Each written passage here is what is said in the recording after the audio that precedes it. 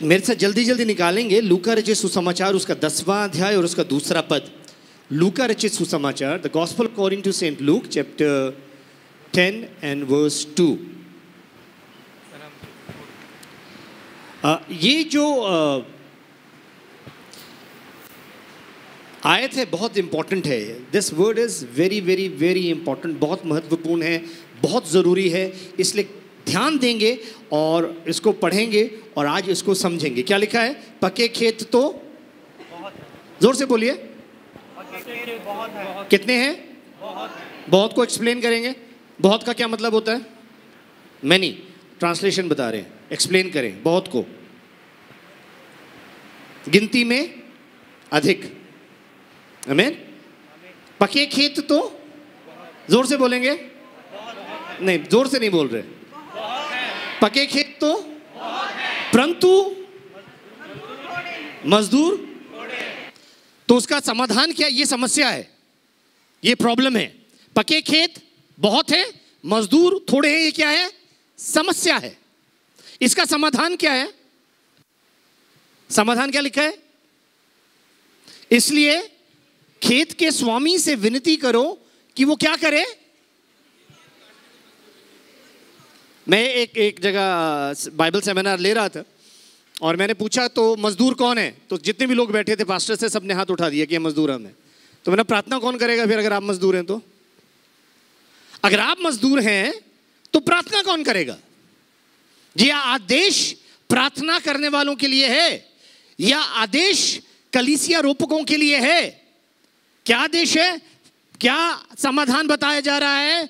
एक समस्या बताई जा रही है और उसका समाधान बताया जा रहा है। समस्या क्या है? पके खेत बहुत हैं, मजदूर थोड़े हैं। अब उसका समाधान क्या है? खेत के स्वामी से विनती करो कि फसल काटने के लिए क्या भेजे? क्या भेजे? चलो इस पर वापस आएंगे। एक दूसरा वचन निकालेंगे, लूका उसका 5:6, लूका रचित सुसमाचार उसका 5वां अध्याय और उसका 6ठा पद। वहां पर क्या लिखा है?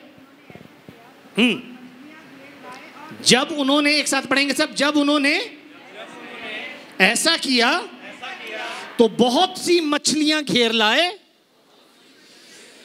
और उनके जाल फटने लगे।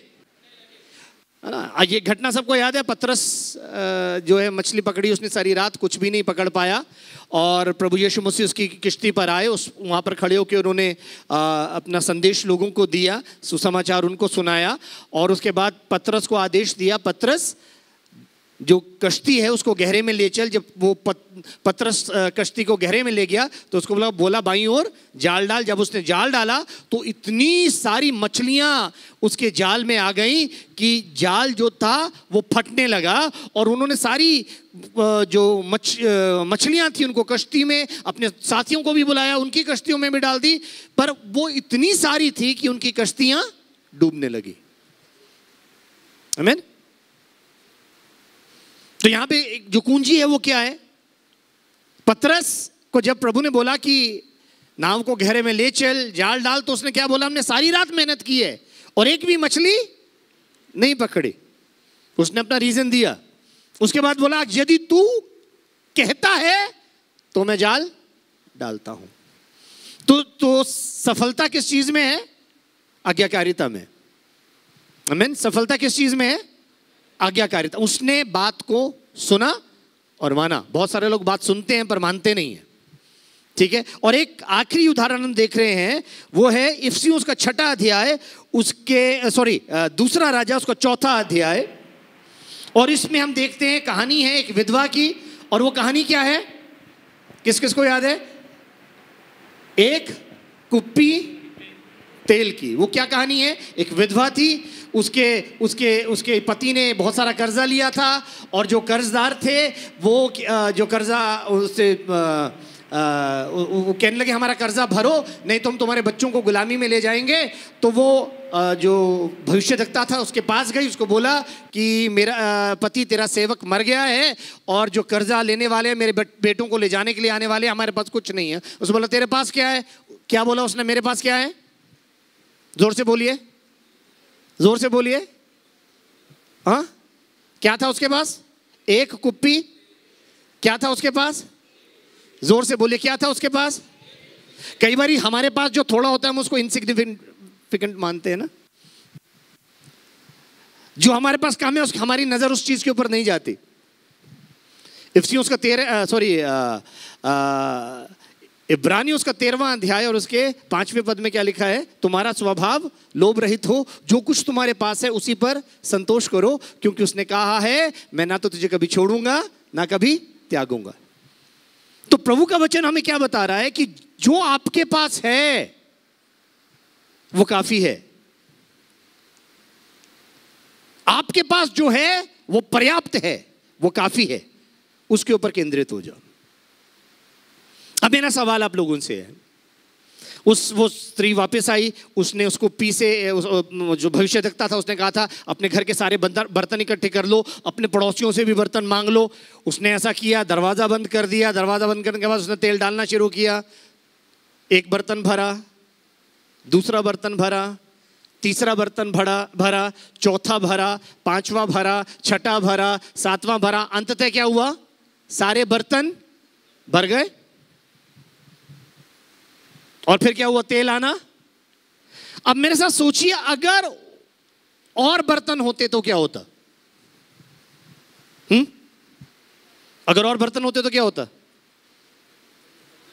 हाँ, वो भी भर जाते। अब मेरे साथ सोचो, अगर उनके पास और बड़े जाल होते और उनके पास और बड़ी कश्तियां होती तो क्या होता?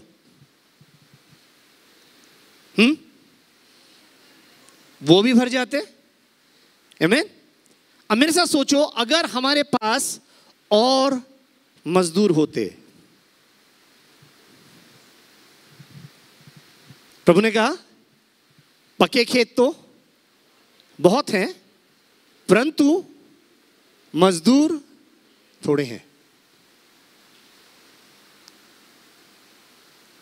समस्या कहां पर है? समस्या खेतों में नहीं है, समस्या जालों में नहीं है, मछलियों में नहीं है, समस्या तेल में भी नहीं है, उस एक कुप्पी तेल में भी नहीं है। समस्या बर्तनों में है, समस्या जालों और किश्तियों में है, समस्या मजदूरों में है। क्योंकि हम अपनी क्षमता को बड़ा करना नहीं चाह रहे, क्योंकि हम जितना हमारे पास है हम उतने में ही संतोष रखना चाह रहे हैं। हम बड़ा नहीं सोच रहे, हम बड़ा नहीं चाह रहे। हालेलुया। कितने लोग माता पिता हैं यहां पे? जो माता पिता हैं, ओके। कितनी संतान है आपकी? एक संतान है, ओके। आपके पास 2 हैं। 2 से अधिक किसी के पास है? हाथ उठाएंगे। आपके पास कितनी आंटी? 3, ओके। आपके पास कितनी है जिमी? 4, ओके। और किसी के पास 4 से ज्यादा? 4 से ज्यादा? 4 से ज्यादा नहीं है। 4 से ज्यादा नहीं, तो जिमी आज जीत गए। इनके लिए ताली बजा दें। 4। मेरे दादा के पास 18 बच्चे थे, उनको शायद अभी हमारे परिवार में कोई भी नहीं हरा पाया, है ना। मैं आपको क्या बताना चाह रहा हूं कि आपकी क्षमता क्या सिर्फ एक संतान उत्पन्न करने की है? क्षमता आपके पास है, आप लिमिट कर रहे हो, आप रोक रहे हो। सरकार क्या कह रही सरकार? हम 2 हमारे 2, तो सरकार ने एक सीलिंग लगा दी, इससे ज्यादा करोगे तो फिर तुम्हारे को समस्या होगी। क्षमता आपके पास है, पर क्या आप उसको बढ़ाना चाह रहे हैं? परमेश्वर का वचन कह रहा है पके खेत तो, जोर से बोलिए, कितने हैं? बहुत का मतलब क्या हुआ? कम तो नहीं हुआ, थोड़ा तो नहीं हुआ, 1 तो नहीं हुआ, 2 तो नहीं हुआ। पके खेत के कितने हैं? बहुत हैं, परंतु मजदूर थोड़े हैं। हालेलुया। और इस समस्या का जो समाधान है वो प्रार्थना है। आप सुन रहे हैं तो बोले हालेलुया। इस समस्या का समाधान क्या है? प्रार्थना है। और जब परमेश्वर आपको किसी जगह लेकर जाता है, किसी गांव में, किसी कस्बे में, किसी कॉलोनी में, किसी सेक्टर में, परमेश्वर आपको बताते हैं इस जगह पर, इस स्थान पर मैं तुझे इस्तेमाल करूंगा, तो सबसे पहला काम आप उस जगह पर जाकर क्या करना शुरू करते हैं? जोर से बोलेंगे, क्या करना शुरू करते हैं? प्रार्थना कर कर क्या मांग रहे हैं? हाँ,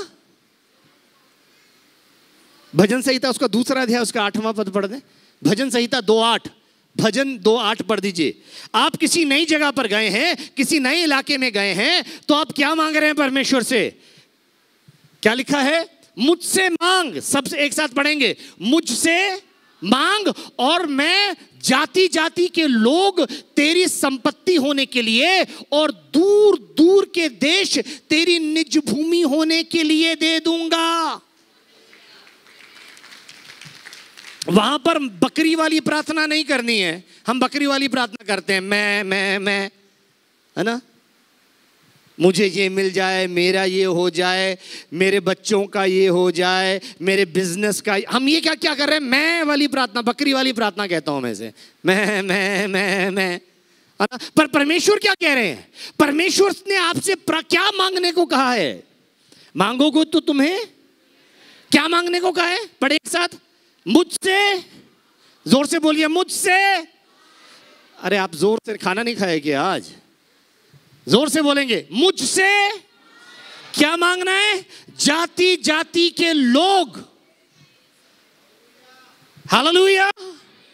क्या मांगना है आपको? परमेश्वर ने आज एक जगह पर भेजा, मान लो बुराड़ी में भेजा आपको, क्या करोगे वहां पे जाके?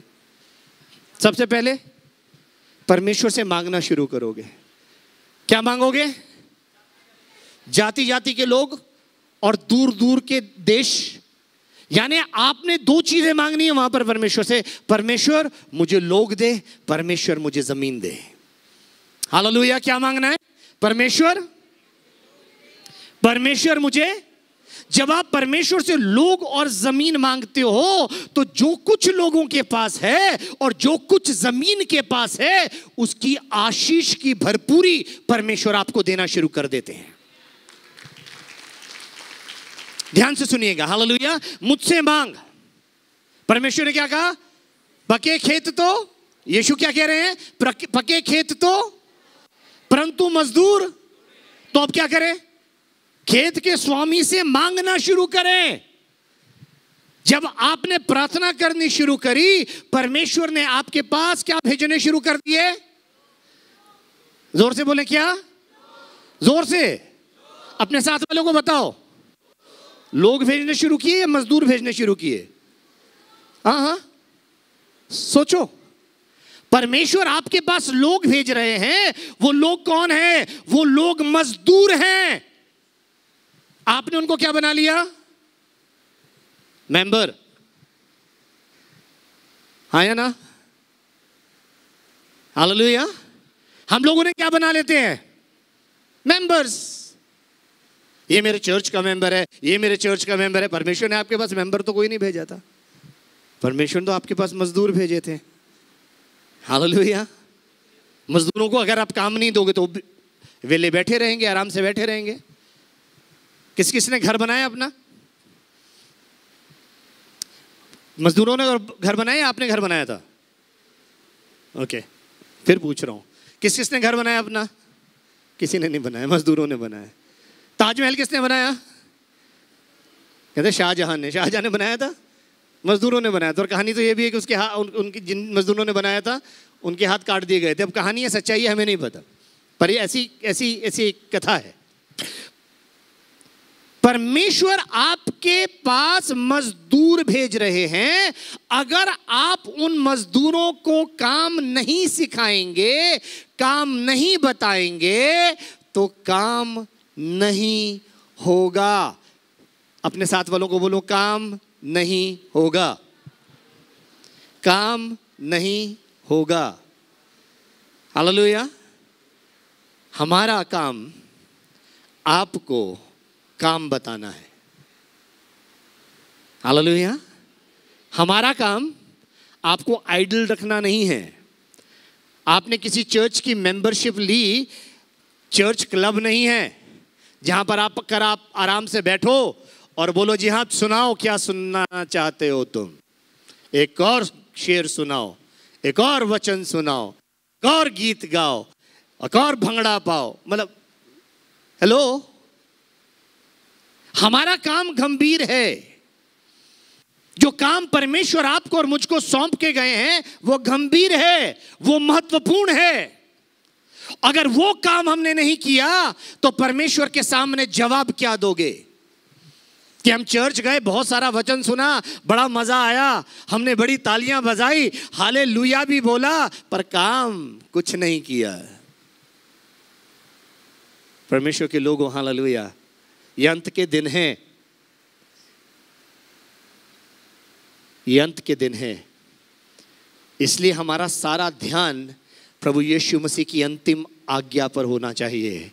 किसको याद है प्रभु यीशु मसीह की अंतिम आज्ञा कौन सी है? कितने लोग जानते हैं प्रभु यीशु मसीह की अंतिम आज्ञा कौन सी है? बताइए क्या है अंतिम आज्ञा? मत्ती 28 का 18 से 20 मेरे पीछे बोलिए। इसके बाद कितने लोग अपने आप को यीशु मसीह के चेले मानते हैं? डिसाइपल्स कितने हैं जो चेले अपने आप को प्रभु यीशु मसीह का चेला मानता है? आप चेले हैं? बाकी क्या है? हाँ, प्रभु का वचन क्या बता रहा है? चेलों के लिए है ये, जो अपने आप को उसका शिष्य मानते हैं, उनके लिए प्रभु यीशु मसीह ने क्या? इसके बाद यीशु ने उनके पास आकर कहा, स्वर्ग और पृथ्वी का सारा अधिकार मुझे दिया गया है, इसलिए जाओ सब जाति के लोगों को चेला बनाओ, उन्हें पिता पुत्र और पवित्र आत्मा के नाम से बपतिस्मा दो और मेरी सब आज्ञाएं मानना सिखाओ, और देखो मैं जगत के अंत तक सदैव तुम्हारे साथ हूं। आमीन। ये उसका अंतिम आदेश है। इससे पहले वो बादलों पर उठा लिया गया, उसने अपने चेलों को अपने पास बुलाया और उनको आदेश दिया, उनको आज्ञा दी, जिसको महान आदेश कर कर कहा जाता है। और वो आज्ञा क्या है? जाओ। क्या बोला? क्या बोला? क्या बोला? कहां गए? कहां जाना है? क्या लिखा है? जाओ। किसके पास जाना है? सब जातियों के पास। हालेलुया। पर जाना कहां है?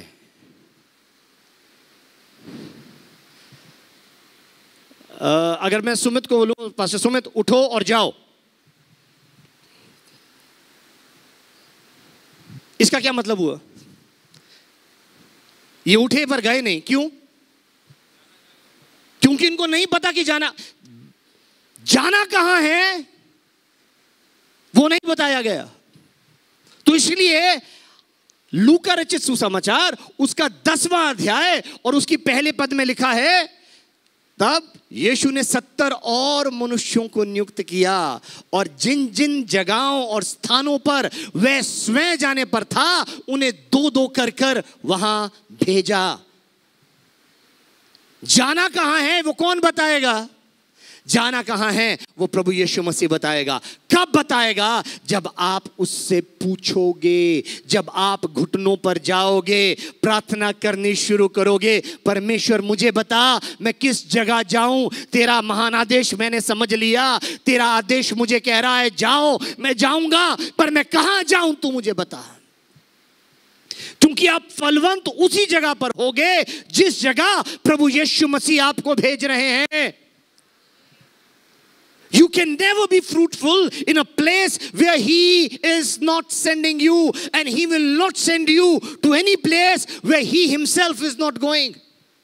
वो आपको उस स्थान पर कभी नहीं भेजेगा जिस जगह पर वह स्वयं नहीं जा रहा। और आप अगर उस जगह जाएंगे जहां पर वो आपको नहीं भेज रहा, आप वहां पर फलवंत नहीं हो सकते।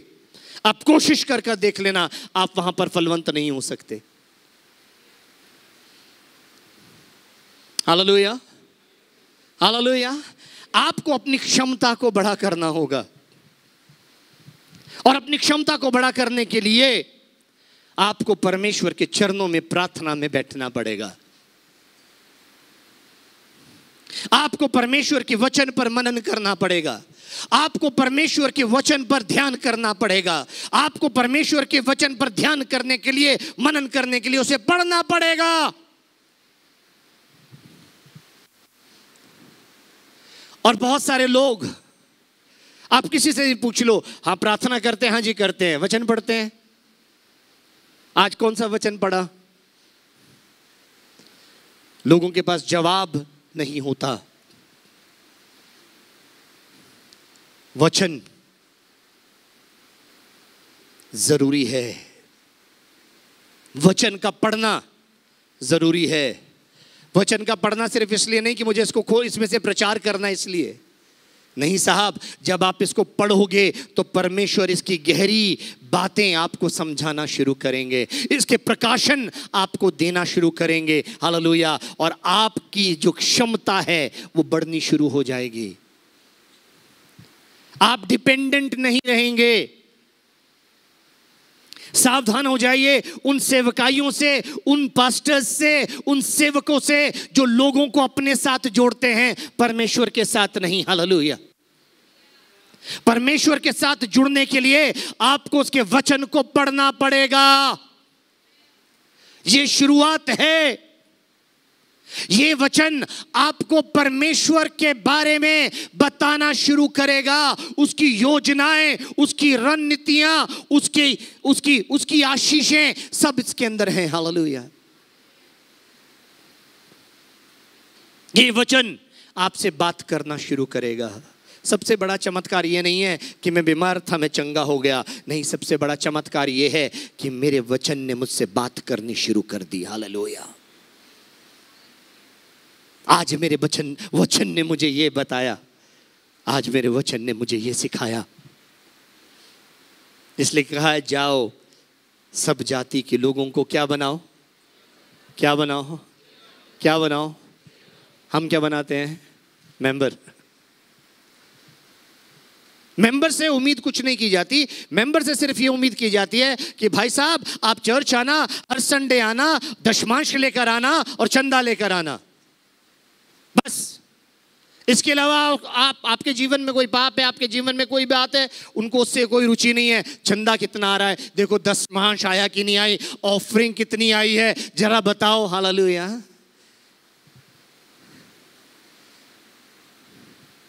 जी हाँ, दशमांश और ऑफरिंग देनी जरूरी है क्योंकि वो आज्ञा है। हालेलुया।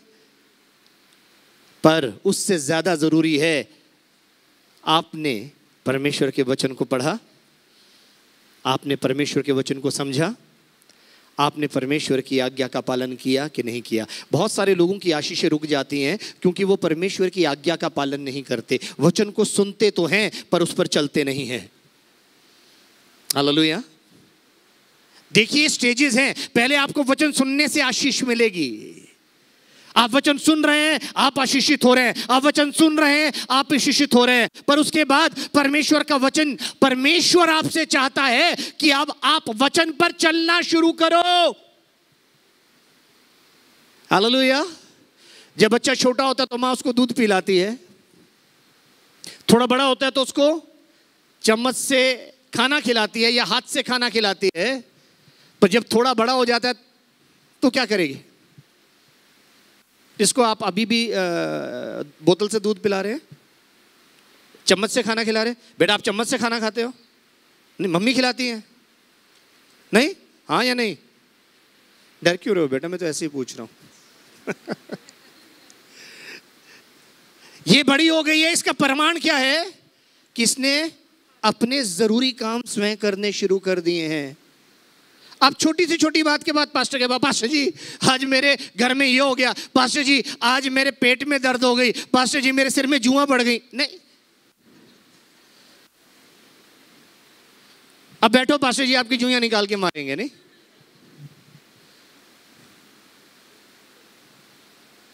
क्योंकि वचन सुन रहे हैं पर उस पर चल। अब अगला जो पड़ाव है वो, उसकी आशीष आपको उस पर चलकर मिलेगी। हालेलुया। रोमियोस का पहला अध्याय और उसके 16वें पद में यूं लिखा है, प्रेरित पौलुस यूं कह रहे हैं, मैं सुसमाचार सुनाने से नहीं लज्जाता, क्योंकि वो प्रत्येक विश्वास करने वाले के लिए पहले तो यहूदी फिर यूनानी उद्धार के निमित्त परमेश्वर की सामर्थ्य है। हालेलुया। दोबारा पढ़ेंगे इसको दोबारा एक साथ मिलकर। पौलुस क्या कह रहे हैं? क्योंकि मैं सुसमाचार सुनाने से नहीं लज्जाता। लज्जाने का मतलब क्या है? बताए मुझे, what do you mean by लज्जाना? I am not ashamed of the gospel. Have you ever been ashamed of the gospel? क्या आप सुसमाचार से कभी लज्जाए हैं? कोई लज्जाया है कभी? हाँ, कोई लज्जाया है? उदाहरण देखते हैं। कोई भी एक जना प्रार्थना करो। कितने लोग लज्जा रहे हैं? एक बहन ने हाथ उठाया सिर्फ। मौका सबको दिया गया। हालेलुया। मैंने क्या बोला? कोई भी एक जन प्रार्थना करे। मतलब होना तो ये चाहिए था, मेरा शब्द खत्म होने के साथ आप सब प्रार्थना करना शुरू कर देते। न्योता तो सबको था ना, हाँ कि नहीं? लज्जाए ना? अभी भी नहीं मान रहे। पिज्जा हट कितने लोग गए? पिज्जा हट, ओके। अच्छा रेस्टोरेंट बताओ कोई मुझे यहाँ पे। कौन सा अच्छा रेस्टोरेंट है चंडीगढ़ के अंदर? हाँ हाँ, कौन सा? कालसंग। कालसंग कौन कौन गया है? हाथ उठाना। ओके। अच्छा, केएफसी कितने लोग हैं? ओके। केएफसी में जाकर किसने खाना खाने से पहले प्रार्थना की वहां पे? 1 2 3 4 5 6 7। सिर्फ ये छोटे छोटे टेस्ट हैं, छोटे छोटे से। पाल ढाबे पे जाकर किसने प्रार्थना की? राज ढाबे पे जाकर, क्या राजा ढाबा पे जाके किसने प्रार्थना की? एक बार एक टीम आई हुई थी, हम टीम लेकर राजा ढाबा गए थे। हमने वहाँ पे रुके, इम्पैक्ट नेशंस की टीम थी। हम वहाँ पे जाकर रुके, हम लोगों ने वहाँ पे चाय पीनी थी। चाय पीने की जगह हम लोगों ने, मैंने गिटार निकाला, वहाँ पर हम लोगों ने भजन गाने शुरू कर दिए। खूब भजन गाने शुरू कर दिए। लोग जो खड़े हुए थे उन्होंने आकर प्रार्थना करवानी शुरू कर दी। ये वाला जो लुधियाना रोड पर है राजा ढाबा, परमेश्वर की आत्मा ने काम करना शुरू किया। लोगों ने वहाँ पर शिफा पानी शुरू कर दी। पहले कस्टमर्स आने शुरू हुए, उसके बाद उनका पूरा स्टाफ सामने आकर खड़ा हो गया और वहाँ पर परमेश्वर का अद्भुत काम हुआ। हालेलुया। एक दफ़ा हम लोग, हॉट मिलियंस बंद हो गया है, हॉट मिलियंस के अंदर हम लोग गए। हम लोगों ने हाथ पकड़कर प्रार्थना की। खाना खाने से पहले हाथ पकड़ के हम प्रार्थना कर रहे थे। हमारे साथ टेबल पर एक सिख फैमिली बैठी हुई थी। उन्होंने कहा देखो हम लोग ऐसा क्यों नहीं करते, लोग कितने अच्छे लोग हैं, देखो खाने से पहले ये प्रार्थना कर रहे हैं। हालेलुया। उसके बाद उन्होंने हमसे बातचीत की।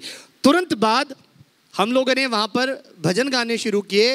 ये धर्मपुर वाला, धर्मपुर में जो हॉट मिलियंस था वहाँ की बात है। हम लोगों ने वहाँ पे भजन गाने शुरू किए, प्रार्थना करनी शुरू की। जो राजा ढाबा में हुआ था वही हॉट मिलियंस में होना शुरू हो गया। लोगों ने प्रार्थना करवानी शुरू करी, लोग चंगे होने लग गए। यीशु मसीह के नाम को महिमा मिली। बहुत सारे लोग परमेश्वर के साथ जुड़ गए। बोलिए हालेलुया। पौलुस कह रहा है मैं सुसमाचार सुनाने से नहीं लज्जाता। मैं सुसमाचार सुनाने से नहीं लज्जाता। क्यों? क्योंकि वे हर विश्वास करने वाले के लिए, बोलिए हर एक विश्वास करने वाले के लिए, जोर से बोलिए हर एक विश्वास करने वाले के लिए। अपने साथ वाले को हिलाकर बोलो हर एक विश्वास करने वाले के लिए। नहीं, ठीक से नहीं हिला रहे, वो तो हिले भी नहीं। जोर से हिलाओ, हर एक विश्वास करने वाले के लिए। कम ऑन ऐश्वर्या, हिला सकती हो तुम गौरव को। हाँ, हर एक विश्वास करने वाले के लिए क्या है? उद्धार के निमित्त। यहूदी यूनानी भूल जाओ अभी, हर एक आगे तो सब आ गए। उसमें क्या लिखा है? हर एक विश्वास करने वाले के लिए उद्धार के निमित्त परमेश्वर की सामर्थ है। मैंने सोचा कोई तो चीखेगा हालेलुया। आप समर्थी होना चाहते हो? आप सामर्थ पाना चाहते हो? तरीका क्या है? सुसमाचार सुनाना शुरू करो। इस पूरे हफ्ते में क्या आपने किसी को सुसमाचार सुनाया? 1 2 3, हालेलुया। बाकी क्या कर रहे थे? हेलो,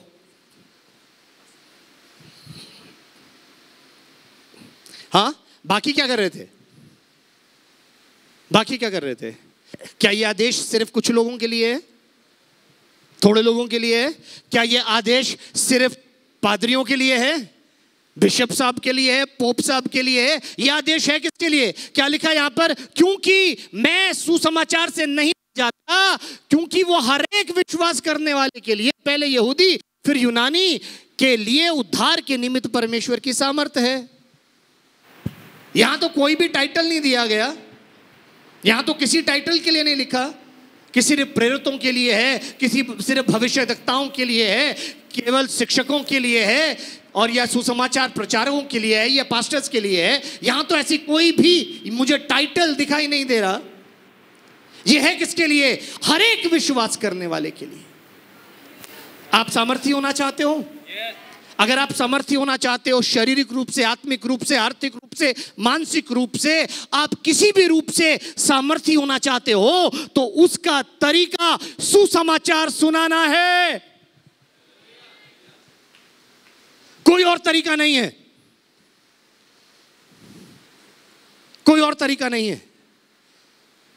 और 27 साल की सेवकाई के प्रमाण स्वरूप मैं आपको यह बता रहा हूं, ऐसे नहीं बोल रहा। I am speaking out of experience. 27 साल की सेवा के अनुभव के अनुसार मैं आपको बता रहा हूं। अगर आप सामर्थी होना चाहते हो, शारीरिक रूप से, आत्मिक रूप से, आर्थिक रूप से, मानसिक रूप से, तो उसका तरीका है सुसमाचार सुनाओ। बताना शुरू करो। अपने दोस्त को, अपने भाई को, अपने रिश्तेदार को, अपनी बहन को, अपने कुलीग को उसके कंधे पे हाथ रखकर बोलना, यीशु मसीह तुमसे प्रेम करता है। हालेलुया।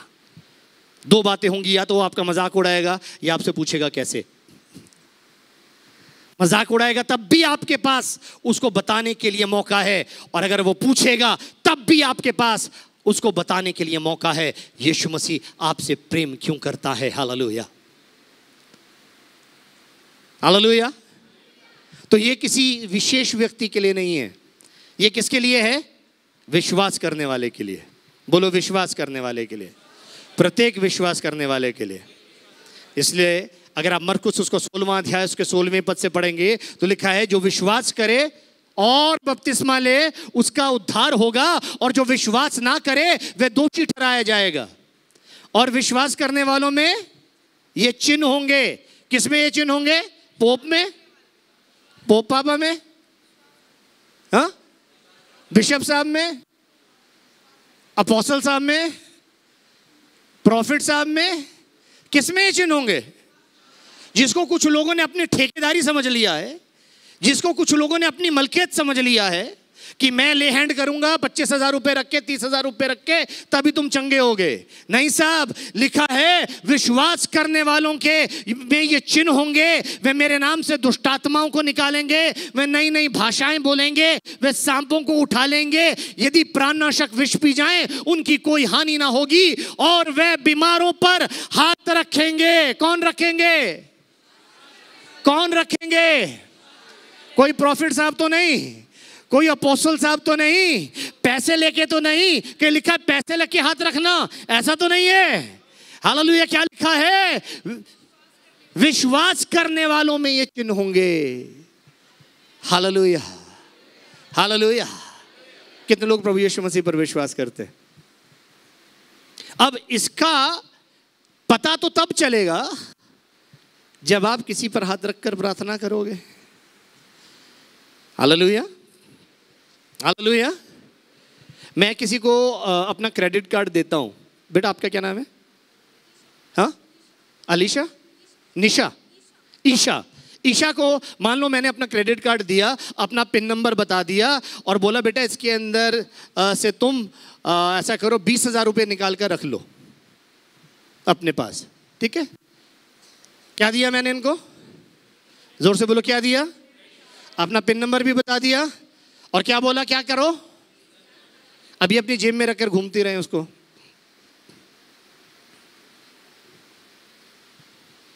और भूख भी लग रही है, प्यास भी लग रही है, पर ये जेब में रखकर घूम रही है उसको। उस अधिकार का कोई फायदा है? वो अधिकार कब पता चलेगा? जब आप उस क्रेडिट कार्ड का इस्तेमाल करेंगी। हालेलुया। विश्वास करने वालों के बेटा 17 पे जाएंगे, वो 17। और विश्वास करने वालों में ये चिन्ह होंगे कि वे मेरे नाम से दुष्ट आत्माओं को निकालेंगे। किसके नाम से निकालेंगे? किसी प्रॉफिट के नाम से तो नहीं? किसके नाम से? किसी अपोस्टल के नाम से तो नहीं? किसी संत के नाम से तो नहीं? किसी पादरी के नाम से तो नहीं? बैठ जाओ बेटा। किसके नाम से निकालेंगे? यीशु मसीह के नाम से दुष्ट आत्माओं को निकालेंगे, नई नई भाषाएं बोलेंगे, सांपों को उठा लेंगे, प्राणनाशक विष पी जाए, उनकी कोई हानि ना होगी। एक दफा हम लोग, मैंने गवाही पहले बताई थी, फिर बता रहा हूं। एक दफा हम लोग, एक फ्लैश फ्लड आया हिमाचल प्रदेश के अंदर, और एक गांव के अंदर हम लोग गए। वो गांव मसीहों से घृणा करता था, नफरत करता था। और हम लोग वहां पर, जब हमें पता चला, उनकी सहायता के लिए राशन और मेडिकल सहायता लेकर हम लोग वहां पर पहुंचे। हम लोगों ने बहुत मेहनत की, लोगों को खाना बनाकर खिला रहे थे और लोगों की मरहम पट्टी कर रहे थे, उनके घर से गारा निकाल रहे थे। तो गाँव के कुछ लोगों ने बोला, आप ये सब काम कर रहे हैं, हम आपके लिए क्या करते हैं, खाना में बना, हम लोग बना लेंगे, अब बाकी काम देखो। तो उन लोगों ने हम लोगों के लिए खाना बनाया, हम लोगों ने खाना खाया बाद में, और हमने बोला अगले हफ्ते हम फिर से आएंगे आपकी मदद करने के लिए। तो हम लोग चले गए। अगले हफ्ते हम लोगों ने और सहायता की सामग्री को इकट्ठा किया, राशन इकट्ठा किया, और हम लोग उनकी मदद करने के लिए पहुंचे। अभी हम गांव में प्रवेश ही कर रहे थे कि गांव के लोग दौड़ कर आए और बोले, हम प्रभु यीशु मसीह पर विश्वास करते हैं, हम प्रभु यीशु मसीह पर विश्वास करते हैं। हमने बोला, क्यों? क्या हम आपके लिए राशन लेकर आए इसलिए? कि हम आपके लिए दवाइयाँ लेकर आए इसलिए? कहते नहीं साहब, आपको नहीं पता, जो खाना आपने खाया था उस खाने में हमने जहर मिला दिया था। अगर आप जिंदा वापस आए हो तो आपका परमेश्वर सच्चा परमेश्वर है। आप मेरी बात समझ रहे हैं? यदि तुम प्राणनाशक विष पी जाओगे तो तुम्हारी कोई हानि ना होगी और तुम बीमारों पर हाथ रखोगे। हालेलुया। तुम बीमारों पर हाथ रखोगे। और प्रभु का वचन क्या बताता है? क्या होगा सिस्टर जी? क्या हो जाएगा? आप बीमारों पर हाथ रखोगे तो क्या होगा? कौन चंगे हो जाओगे? लोग। हालेलुया। आप सुन रहे हैं मेरी बात? सुन रहे हैं मेरी बात? अपनी क्षमता को बड़ा करो। जानू को जहर दे दिया था मेरे बेटे को, वो जिंदा है। योगेश की गवाही आपने सुनी थी, वो मर गया था, उसके पिता ने उसको गले लगाकर प्रार्थना करते रहे, वो जिंदा हो गया। 15 तारीख को उसकी शादी भी है और शायद हम लोग जाएंगे यहां से उसके पास। आप समझ रहे हैं? एक दफा मेरे एक मित्र थे, उन्होंने बोला कि भाई आपकी सेवकाई के अंदर मुर्दे जिंदा होते हैं, हमारी सेवकाई के अंदर मुर्दे जिंदा क्यों नहीं होते? मैंने पूछा कितने मुर्दों के लिए प्रार्थना की? कहते एक के लिए भी नहीं। अगर आप मुर्दों के लिए प्रार्थना नहीं करेंगे तो वो जिंदा कैसे होंगे? अगर आप बीमारों पर हाथ नहीं रखेंगे तो चंगे कैसे होंगे? हालेलुया। क्या सब चंगे होंगे? नहीं। क्या सब जिंदा होंगे? नहीं। पर क्या मैं अपने विश्वास का अधिकार इस्तेमाल करना बंद कर दूं? नहीं। हालेलुया। कोई बात मुझे निराश नहीं कर सकती। अगर मैंने एक पर हाथ रखा, वो चंगा नहीं हुआ, तो मैं दूसरे पे रखूंगा, वो चंगा नहीं होगा तो मैं तीसरे पे रखूंगा, मैं चौथे पे रखूंगा, मैं पांचवें पर रखूंगा। हालेलुया। क्योंकि मेरा परमेश्वर, हालेलुया, इस अधिकार को मुझ में से इस्तेमाल जरूर करवाएगा। बोले हालेलुया। मैं निराश नहीं हूंगा, मैं निराश नहीं हूंगा, मैं निराश नहीं हूंगा। प्रभु का वचन क्या बताता है? प्रभु ने आपसे और मुझसे बहुत उम्मीदें लगा कर रखी हैं। प्रभु यीशु मसीह बहुत जल्दी आने वाले हैं और शैतान आपके ध्यान को, जिस राह पर आप चल रहे हो ना, उस राह, सांप सीढ़ी खेली है किसी ने? सांप सीढ़ी, ludo, snake and ladder. Okay, 99 के ऊपर क्या होता है? जल्दी से बताएं हमें। सीढ़ी होती है कि सांप होता है? उसका काम क्या है कि आपको कहां पर लेकर आना? वो सबसे लंबा सांप होता है, याद है? 99 पे जो होता है सांप, वो सबसे लंबा होता है, वो वापस आपको कहां पर लेकर आ जाता है? ध्यान से सुनना, जितना आप मंजिल के पास पहुंचते हो, शैतान आपको चुराना चाहता है। उसी समय आपके जीवन के अंदर परीक्षाएं आएंगी, उसी समय आपके जीवन के अंदर परेशानी आएंगी, और आप डर कर जीरो पर मत चले जाना। आपका रिस्पॉन्स फियर नहीं होना चाहिए, आपका रिस्पॉन्स फेथ होना चाहिए। हालेलुया।